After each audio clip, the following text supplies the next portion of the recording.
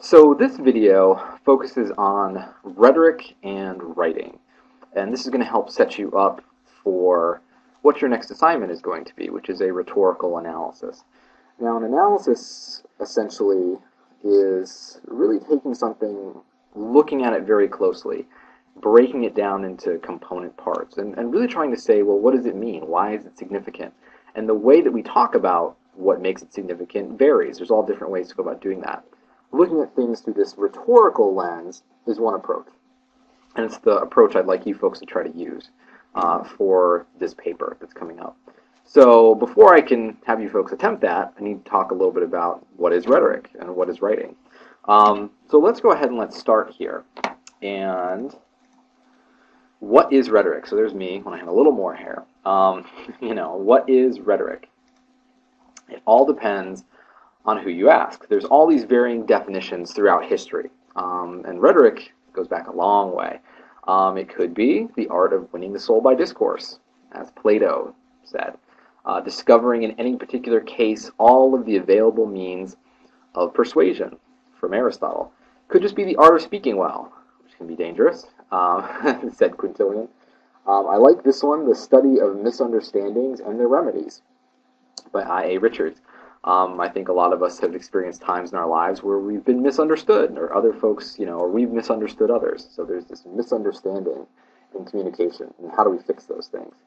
The art, practice, and study of human communication, Andre Lunsford, and that discipline which studies all of the ways in which men and women may influence each other's thinking and behavior through the strategic use of symbols, which is a really good quote too. Because a lot of times, again, as you saw with the last assignment, we think of writing and we think of communication sometimes just in specific terms, like it's an essay, it's an alphabetic text, I'm just using letters, I'm just using words. But communication is more than that, advertising as a whole industry, right? Using images with text to try to persuade us to do something, right? To buy stuff. So, rhetoric is, to me, the interplay between communicators, audiences, messages, language, and reality, as well as how those interactions can formulate meaning in various situations. So what we have here is essentially a visual representation of rhetoric, and I'll talk more about what each of these terms are as we go through here. But communicators, audiences, messages, all these things are needed for some type of effective communication. And they're done within this larger circle of culture, of our social context, of economics, of politics, of all these other kind of things. You could take any message that you might have. Let's say that you're somebody that is trying to persuade us, or trying to persuade Congress people or government that women should have equal pay for equal work in all instances. Okay, if we were in a different cultural context, right? Whether it's a different country, a different region of our country, different institutions, or just whatever our own personal background is, whether personal, biases, or whether it's, personal experiences that we've had, all those things contribute to how we might perceive that message, or how we might communicate that message to others, and an awareness of how our message could be perceived by multiple audiences is key too. But we'll talk more about these concepts as we go along here. So this is a visual representation, again, of rhetoric. And again, all of this happens through not just words, but other types of language, symbols, images, etc. Okay. So the first thing, audience, pathos. Okay. So audience, who are you writing this for anyway? Okay. A specific audience, right? Can you judge the attitudes, the beliefs, the behaviors, the expectations of an audience, right? Can you understand that? Can those things be gauged? If you can, that's going to help you in terms of crafting your message. So, in many cases, you are able to identify with an audience, and you can more easily establish a sense of purpose, right? What are you trying to do? Right, so for the next assignment, you're going to be trying to analyze something and really trying to persuade a reader that your analysis is valid, it's correct, it's something that has some credence to it, okay? But there's all different kinds of purposes to our communication. Are you trying to inform somebody? Are you trying to persuade them? Again, to analyze, to critique, to synthesize, to argue, to entertain. By knowing who the audience is, it helps with your purpose, as well as helping you to set the tone for the piece, okay? So giving an example, are you informing a purpose, fellow Endicott classmates, a specific audience, about the dangers of secondhand smoke? Are you persuading a purpose, a local business, an audience, to select the advertising campaign that you designed? Are you reporting, another purpose, your findings from a scientific experiment to other experts in the field, audience? So you can see those are all different kinds of scenarios with a specific purpose and a specific audience in mind. Okay. Sometimes, though, you have to imagine your audience. You have to fictionalize the audience for your compositions. And so those realities of gauging the behaviors, the beliefs, the expectations, it's not 100% you can do that. You can't necessarily always account for everyone in the room and all of their background and all of their experiences, right? But certainly when you're imagining an audience, those things can't be said at all with any kind of certainty, okay? And if there's no defined audience, you have to kind of create one or imagine one, or ask me, right, what audience you feel that you should write for or would like to write for, okay? And some questions to ask yourself when you're trying to establish, okay, who's the audience for this piece, right? Or who could I write this thing to, potentially? What audience, has been suggested, right? So it could just be, you're writing for me, writing for a grade. I would hope we'd expand it out a little bit more than that. It could be that you're writing to your fellow classmates and peers. It could be, again, any of those other possible audiences that were mentioned previously. What audience would be most interested in these ideas? What audience needs to hear these ideas? So that's another thing to think about and consider. Pathos, that terminology, is using a particular strategy, right, of how do you want your audience to feel? How are you going to draw upon some specific strategies to get them to feel some type of emotion in order to persuade them or to inform them or to whatever? Again, speaking back to your purpose. So appealing to the emotions of an audience in order to fulfill your purpose, as I said, right? So for example, evoking sympathy so that the audience will be able to identify with the writer's experience, or inciting anger so that the audience will be moved towards some sort of action. And this is that rhetorical appeal that gets a bad rap sometimes, linking rhetoric with notions of deception, manipulation, and, well, politicians, right? That I'm trying to appeal to your emotions and nothing else, not to your sense of reasoning, trying to defer attention away from my own credibility or whatever. I'm trying to just get you to feel something and just to act on those feelings, right? So that's where rhetoric as a term sometimes gets a bad rap. So types of evidence, things you could use, techniques, etc. Stories, real or imagined, personal experiences, anecdotes.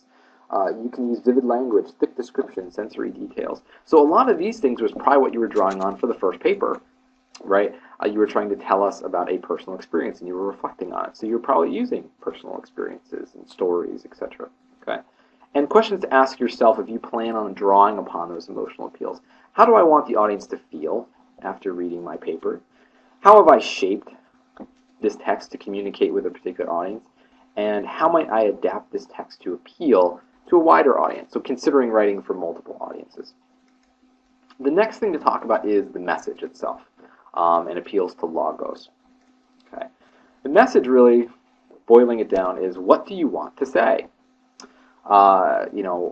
World-renowned jazz bassist Victor Wooten once remarked that whether we are playing music or having a conversation with someone, we need to have something to say. And it's very, very true. So this is where, if you're anything like me, you may struggle with this idea. You're looking to what others might want you to say. You believe that you maybe have nothing to say to contribute to greater ethical or social or cultural or disciplinary or academic conversations. And sometimes it's pretty easy to feel that way. But it's important to remember that, nobody's like you. Nobody has had the same type of experiences surrounding a particular topic. Your experiences as an individual, your background, the communities that you have come from, your ways of thinking about material can lead to new forms of insight. So that's an important thing to try to keep in mind. And consequently, figuring out what you might want to say is also linked to that rhetorical canon of invention, which we talked about in the brainstorming exercise from last time, right? So just to reiterate what invention is, right? It's that finding something to say, right? It's one of those 5 canons of rhetoric. It's that idea of, possibly brainstorming or discussing, figuring out what it is that you know about a particular topic. And so you can facilitate brainstorming. One way is identifying and questioning various relationships within a topic. That can be helpful. So for example, let's say that you have the topic of video game violence. That's something you might want to write about. Maybe not for this next paper, but for maybe the 3rd paper we're going to do, where you have to persuade an audience. We have the topic of video game violence. A relationship to explore might be cause and effect. Do you believe that teens who play violent video games, cause, will lead to violent behavior as an adult, and effect? So that's one way to think of it too when you're sort of coming up with questions and doing that type of stuff. But anyway, I digress. Kind of an aside point. So we have that idea of a message, and we want to say something, and figuring out how we want to say something. Now it's the not necessarily mechanics, but then, how will you convince an audience? How will you draw upon their appeals to reasoning, to constructing some type of a logical argument in order to persuade them? What are some of those tools that you can use? So you're, again, appealing to reason within your audience to fulfill your purpose. So in academia, you've been asked to cite various authorities on a given subject or topic so that you can lend support to your arguments, claims, assertions. This is also known as induction or the scientific method of reasoning. So, for the next paper, you're going to be asked to incorporate some sources in some kind of way. You're using those sources to support what it is that you're finding in the analysis that you're going to be doing. So the use of logos to appeal to an audience is heavily linked to the types of evidence used to prove an argument as well as the development of the idea. So here again is different types of evidence, techniques that you would use in your writing to try to persuade an audience or to try to convey a message to an audience where you're drawing upon their appeal to logic, their appeal to reasoning. You could use statistical data. You could use testimony, analogies, facts, accepted truths, proven theories, or those authoritative sources, so scholarly peer-reviewed sources, valid online sources. Certain techniques, folks who use theoretical abstract language, sure. Standard American English, that idea of academic language, academic discourse. Using quotations from sources, using definitions, paraphrasing information. So all of those are different types of techniques. And questions to ask yourself if you're drawing upon those logical appeals, that idea of inductive reasoning. What is the overall focus of my paper? What am I trying to accomplish? What am I trying to do? Again, talking about that purpose. How does that focus relate to what the assignment is asking me to do? When I think about this paper, what thoughts or ideas come to mind? When the audience is done reading this paper, what do I want them to take away from it? And how can the main argument or thesis of my paper be supported by credible evidence? So those are all valid questions to ask. Last couple things. Communicator, the person actually trying to connect with an audience and also trying to convey a message, and how they appeal in terms of ethos. So who are you to say anything about this anyway, right? What right do you have to talk about this particular kind of topic? What do you know? In many cases with student writers, and myself too included, right, there's this sense of difficulty of establishing credibility, of convincing others of our trustworthiness. And you, as a writer, need to make an impression on your audience, and you have to establish your authority over the subject matter, that you are the person that knows the most about this at that given moment. And so the authority can come from multiple places. One is just in terms of your style and the tone, how the message is conveyed to an audience. How do you actually go about conveying whatever the message is? Addressing potential counter-arguments. So maybe there's another way of interpreting something. Maybe there's another side to this whole argument, and most, if not all cases, that is the case. There's going to be some other side. So you acknowledge that, but you can also pick those things apart. How your argument is arranged or presented, so the organization of it as well. And you'll see some terms here that are similar to the rhetorical canon again, right? Style, arrangement, etc. And the way in which sources are used to support your argument. All those things can lend credibility to you as a writer and as an individual trying to convey a message to an audience. So questions to ask yourself about your credibility. Have I connected with the topic being discussed? If you don't have an interest in the topic, it's going to come out. It's going to show. It's going to, be there in the style or the tone or the way it's arranged that maybe you don't have as much of an investment in the topic. So you want to be aware of that. Do I address multiple viewpoints by using various sources in the text? So do you acknowledge that there's counter-arguments if those things exist? How do you go about addressing those things? Am I using credible sources? So websites versus popular magazines versus peer-reviewed journals, and what all those different things mean in terms of the credibility and the information that could be contained within them. Is my tone appropriate for my specific audience? Is the word choice appropriate for the audience and my purpose? To persuade, to argue, to entertain again. Is the final product presented in a professional manner, right? So are you using correct citations and formatting? So you can see we start with a larger issue of, am I just interested in this? Do I want to write about it in the first place? How am I using my sources? How am I supporting things?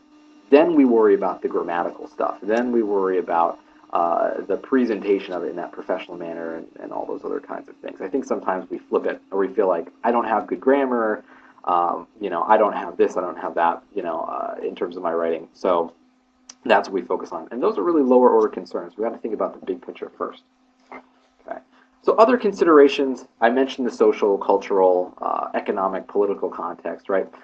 You may have something that you feel really strongly about and your little cohort or group of peers think is really important and something to say, but you're presenting it to an audience that really has no interest in it or is not going to connect with it, right? And again, that could be because of the political climate. That could be because of the institution that you're operating under. It could be because of where you're located geographically. Any number of those things. The other thing to consider, too, is this argument timely? There's another thing I didn't necessarily put on here, which is that idea of kairos, timeliness. If it's an argument that's sort of been done over and over and over again, is it timely? Has it lost some of its value to us, because it's been talked about so much, and we haven't necessarily done anything to advance it. So that's something to consider too. As always, if you have questions, comments, concerns, please feel free to contact me. I know that this idea of rhetoric and these terms that I'm using and throwing out here can be a little tricky, and it takes a while to get used to them, to acclimate to what they mean, and to practice how you're going to use them and incorporate them. But they are going to be the central point. They are going to be a focus for what your next assignment is going to be. So this PowerPoint is available in our course page in Gallnet under Rhetoric and Writing PowerPoint, so it's under the handouts that we have there. So you can feel free to not only watch this video, but also, pause over certain slides even longer, so that way you have the opportunity to really digest some of those things and ask me some specific questions, okay? So that's it for now, but if you do have any other questions or concerns or anything else, please feel free to contact me, okay? Thank you so much.